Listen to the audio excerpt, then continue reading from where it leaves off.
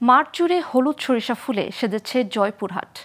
আর ফুল থেকে মধু আহরণে উড়ে বেড়াচ্ছে মৌমাছির দল। এবছরও সরিষা চাষ করে বেশি লাভের আশা কৃষকদের। এদিকে মৌচাক থেকে মধু আহরণের ব্যস্ত সময় কাটাচ্ছে মৌয়ালদের। সরিষার ফলন ভালো হওয়ার এবছর মধু সংগ্রহের প্রত্যাশা তাদের। জয়পুরহাট থেকে জাহাঙ্গীর আলম খানের তথ্য ও চিত্রে ডেস্ক রিপোর্ট।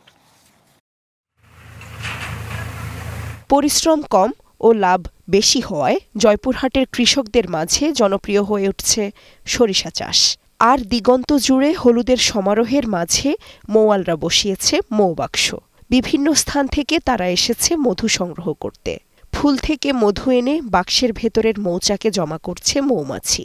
সেই মধু সংগ্রহ করে বিক্রি করছে মৌয়ালরা।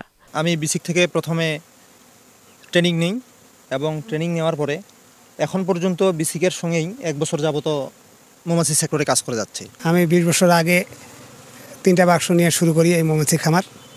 এখন আমার বর্তমানে 180টা বাক্স। এখানে বছর মোটামুটি ইনশাল্লাহ গত বছর থেকে সরিষা ভালো হয়েছে। আশা করি এবছর মধু মোটামুটি ভালো পাবো আমরা। এদিকে মধু সংগ্রহ দেখতে মৌয়ালদের চারপাশে ভিড় জমাচ্ছে স্থানীয়রা। বাজারের চেয়ে তুলনামূলক কম দাম হওয়ায় অনেকেই কিনছে এসব মধু। জয়পুরহাট এলাকায় একটা মধু চাষি এবং অনেক আসে এবং আমরা অনেকে এবং সুস্বাদু মধু এদের কাছ থেকে পিওর মধু চাক থেকে দিয়ে দেয় এবং আমরা এখান থেকে খুব ভালো পাই এবং সুস্বাদ। বিভিন্ন এলাকায় বিক্রি করে, আমরা ওদের থেকেও মধু সংগ্রহ করি। এখানে যে মধু চাষগুলো করা হয় এতে সরষার ফুলের এই যে দানাগুলা ভালো হয়। এদিকে এবার জয়পুরহাটে সরিষার আবাদ কম জমিতে হলেও ফলন হয়েছে বাম্পার। তাই মধু সংগ্রহ করে লাভ করবে মৌয়ালরা, এমনটাই মনে করছেন কৃষি অধিদপ্তরের এই কর্মকর্তা। জয়পুরহাট জেলায় এই বছর 14,165 হেক্টর জমিতে সরিষার আবাদ হয়েছে। সরিষার ফলন বৃদ্ধিতে মৌমাছি অত্যন্ত গুরুত্বপূর্ণ ভূমিকা পালন করে থাকে। আমরা সরিষার জমিতে মৌমাছির বক্স স্থাপন করার জন্য মৌয়ালদেরকে উদ্বুদ্ধ করতেছি এবং সরিষার জমিতে মৌমাছির উপকারিতার বিষয়টা কৃষকদেরকে অবহিত করতেছি।